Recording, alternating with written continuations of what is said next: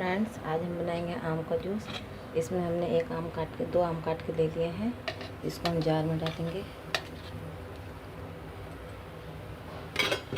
इसमें हम डालेंगे दूध 1 गिलास, चीनी,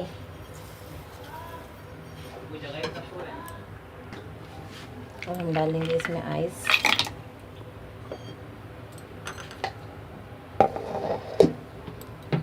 इसको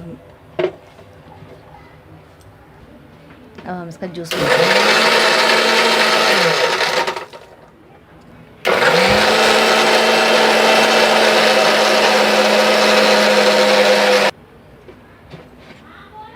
ये देखिए हमारा जूस बन के तैयार है।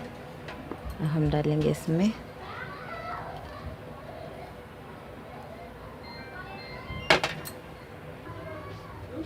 ये देखिए हमारा आम का जूस बन के तैयार है।